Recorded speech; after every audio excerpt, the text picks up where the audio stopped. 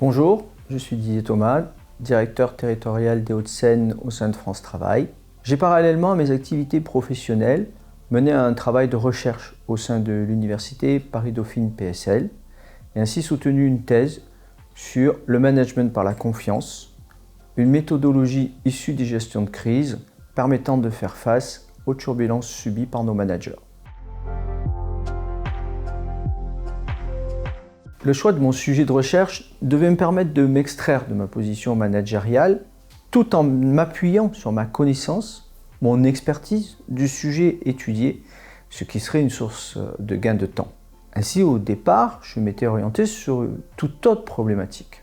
À l'aune de l'intelligence artificielle, sur la base des connaissances acquises, comment faire du numérique un levier fort dans l'amélioration des services rendus au public. La survenue de la crise sanitaire a profondément questionné ce choix.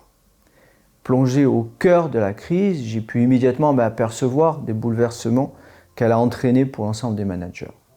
Conscient que cette situation inédite serait porteuse d'enseignements, j'ai donc décidé de réorienter mes recherches afin de répondre à une série de questions qui avaient émergé. En quoi le confinement, avec la généralisation du travail, du télétravail et par voie de conséquence du management à distance, va-t-il transformer la relation managériale ? Le management par la confiance est-il un levier qui va permettre de passer cette crise ? La confiance en situation de crise sera-t-elle réellement facilitante ? Permettra-t-elle de passer cette période avec plus d'aisance ? Et enfin, une méthodologie de construction de la confiance, re-questionnée par cette crise, pourrait-elle être mise en avant ?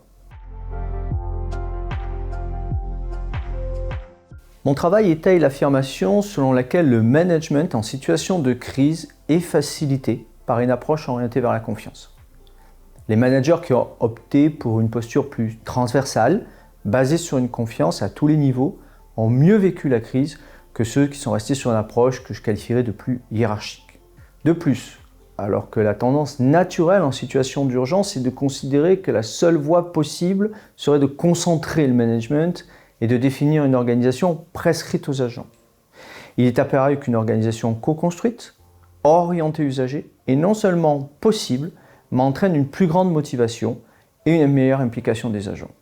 Notons qu'adapter la comitologie et sa communication, la contextualiser à la situation vécue, l'orienter fortement vers une réponse aux besoins des managers et définir un usage à chaque outil de communication mis à disposition a permis d'accroître le sentiment d'appartenance à un collectif et à libérer la parole. Concernant le télétravail, qui remet en question le cadre de confiance préétabli, redéfinir ce dernier et le porter fortement par le manager sont deux facteurs essentiels dans sa réussite. De plus, il est clairement apparu que la prise en compte des émotions personnelles a été facilitante dans la gestion de la crise. En fait, les managers orientés confiance ont largement fait part du fait que cela avait permis de passer la crise plus aisément, alors que ceux qui sont restés sur des approches un petit peu plus hiérarchiques ont plutôt exprimé de la lassitude, voire même de l'épuisement. En synthèse, les éléments saillants exprimés par les managers de la confiance sont une facilité dans la mise en œuvre et la stabilité organisationnelle, une responsabilisation aux agents, une plus grande initiative, une collaboration, une autorégulation, une auto-organisation des agents en fonction des contingences de chacun, une orientation tournée vers les usagers, une communication facilitée, une parole libérée, une synergie entre agents, une plus grande proximité et un gain de temps lors des échanges collectifs.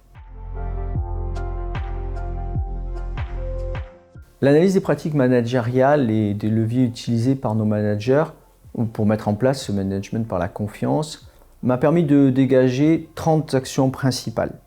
J'ai pu les regrouper au sein d'un tableau autour de 7 thématiques. Les activités managériales, la communication, le pilotage, l'organisation du travail, la comitologie, le travail hybride et la gestion des émotions. Il ne s'agit pas de leviers novateurs. Pour autant, si nous plaçons la confiance à sa juste place, c'est-à-dire à un préalable à toute relation managériale, leur porter une attention particulière va pouvoir faciliter la mise en place d'un management par la confiance. Au manager de transformer ses activités pour s'orienter vers celles mises en avant par Drucker, à savoir prévoir, organiser, animer, contrôler. Il doit fonder son leadership sur des points précis de la confiance. L'ouverture, la capacité à déléguer du pouvoir de décision et le soutien, s'extraire d'une compétence technique et permettre l'émergence d'un leader au sein du collectif. En fait, il deviendrait leader situationnel, de contingence et transformationnel.